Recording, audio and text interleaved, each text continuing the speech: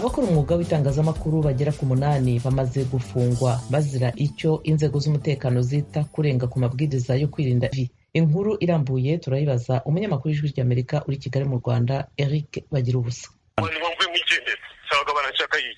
Bahamereye nabi bana abandese abashinzwe umutekano bafashe imodoka y'intwaye abantu bari barimo barabatwara nyine umukameramani wanjye n'umushoferi wanjye. Byari ku gicamunsi saa 9 zibura iminota mike umunyamakuru wa Ishema TV ikorera kuri internet ku muyoboro wa YouTube Bwana Niyonsenga Dieudonné bakunze kwita cyuma Hasani ubwo yahamagara gasa n'utabaza kwabangamiwe n'inzego z'umutekano. Ariko se muri kurwana bimeze bite? Oya ndimo ndagenda turi kandi ndi kugenda nji wanje ubunyandujese ni daso no umupolisi no umuki nyuma y'igihe gitakupye telefone ye ngendanwa twongeye kumuhamagara ku murongo wa telefone yari ku murongo ntayifate kugeza ubwo twamubuze burundu. Urwego rw'ubugenzacyaha mu Rwanda RIB rubinyujije ku rukuta rwarwo rwa Twitter rwaje gutangaza ko umuyobozi wa Ishema TV ari kumwe n'umunyamakuru we Bwana Fidel Komeza Usenge batawe muri yombi. Urwego RIB rwavuze ko aba bombi bazira kwica amabwiriza yo kwirinda no gukumira ikwirakwizwa ry'icyorezo COVID-19 aho nta wemerewe kuva mu rugo nta mpamvu zifatika. Ngo banarwanyije inzego z'umutekano ubwo bababuzaga kutava mu rugo. Mu kiganiro agiranye n'Ijwi ry'Amerika nabajije Madame Marie Michel umuhozi uvugira RIB inzego z'umutekano zabanje guta muri yombi Bwana Niyonsenga na mugenzi we Komeza Usenge. Umuntu afatwa n'abantu benshi, hari abashinzwe gushyira amabwiriza mu bikorwa ni benshi. Aduhamagara tuvugana yatubwiraga ko ari gufatwa n'abanyerondo. Abanyerondo RIB irabakoresha bigenda bite? Abantu bose bashinzwe umutekano bafite uburenganzira bwo kuba bafata umuntu. Ntabwo umuntu afatwa na RIB gusa. Yarari mu kazi cyangwa yagendaga bisanzwe? Ibyo bizagaragazwa n'iperereza. Ariko niyo yaba ari mu kazi yakora akazi neza, ntabwo yakora akazi yica amabwiriza.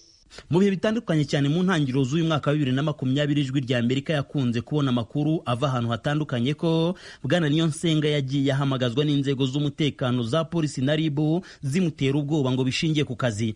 Aha nabajije umuvugizi wa RIB icyo babivugaho maze ansubiza ko nta wigeze amutera ubwoba na cyane ko ngo mu Rwanda gutera undi ubwoba bihanirwa n'amategeko. Warahamagawe mu kwezi kwa mbere ku rwego rw'igihugu rw'ubugenzacyaha hari impamvu yatuma uhamagarwa.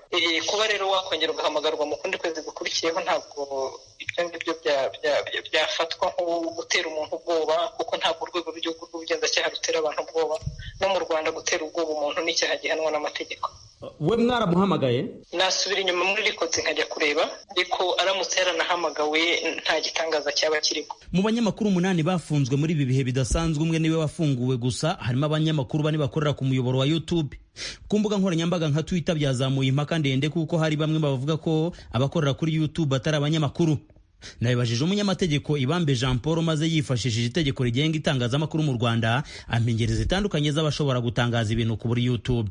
Umuntu w'umunyamakuru ufite uburenganzira bwo gukora itangazamakuru akaba yarahisemo kudakora itangazamakuru kuri radio cyangwa kuri televiziyo bakajya kubikorera kuri YouTube, nta tegeko yishe niba yita umunyamakuru kandi ibitekerezo bye akaba bitangaza. N'umuntu ufata umunyamakuru ufite ikarita akavuga ngo ntabwo ari kuko ibyo atangaza bitangariza kuri YouTube kandi afite uburenganzira bwo gukora umwuga w'itangazamakuru agakoza amakosa. Noneho na wa muntu naho wiyita umunyamakuru kandi atarahabwa uburenganzira, aho yaba abikorera hose aba ari gukora ibinyuranyije n'amategeko. Uyu munyamategeko akavuga ko n'ubusanzwe gutangaza ibintu kuri YouTube bidasaba kuba umunyamakuru w'umwuga. Ku rundi ruhande Maître Ibamba akavuga ko kubera uburyo ikoranabuhanga risigaye ryihuta benshi bahisemo kuyoboka YouTube kuko ariyo yihutisha amakuru kandi kagera kuri benshi vuba. Gusa ngo hagakomeza kuvuka intambara z'uburyo bwo kugenzura ibishyirwaho n'ibindi. Uretse amakuru Ijwi ry'Amerika yagiye ikura ahantu hatandukanye bavuga ko babaga bamenye icyo bisi totezwa rya Bwana Niyonsenga Dieudonné n'inzego z'umutekano, nawe ubwe yatwibwiriye ko nyuma yo gutegura ikiganiro kw'ishyingurwa ry'umuhanzi Kizito Mihigo yaje guhamagarwa n'urwego RIB. Aha ngo bamuhataga ibibazo ku mpamvu yavuze ko yabonye ibikomere ku murambo wa Kizito Mihigo. Niyonsenga avuga ko bamusabye kureka itangazamakuru cyangwa se bitashoboka kareka kuvuga inkuru zinenga gusa. Mu itangazo riherutse gushyirwa habona n'urwego rw'abanyamakuru bigenzura mu Rwanda RMC risaba abanyamakuru bose kutica amabwiriza ajyanye n'icyorezo COVID-19. Bwana Cleophas barurukuriye RMC akavuga ko ibyiza ari uko abanyamakuru bakorera akazi mu rugo aho bishoboka. Urwego rw'ubugenzacyaha mu Rwanda RIB rwatangaje ko abafashwe bafungiye kuri sitasiyo ya polisi Remera mu mujyi wa Kigali mu gihe iperereza ribakorwaho rigikomeje. Hari abavuga ko muri ibi bihe bidasanzwe abanyamakuru mu Rwanda nabo bibasiwe bidasanzwe. Ni mu gihe ubusanzwe mu bihe by'ibiza abanyamakuru bafatwa nk'abantu bakerewe cyane, bagomba guhabwa umwihariko mu mikorere nk'uhabwa abandi bakozi mu nzego z'ubutabazi, na cyane ko ngo aribo bagomba kumenyekanisha uko ibintu byifashe mu kubungabunga ubuzima bw'abantu. Bagira ubusa, Ijwi ry'Amerika, i Kigali.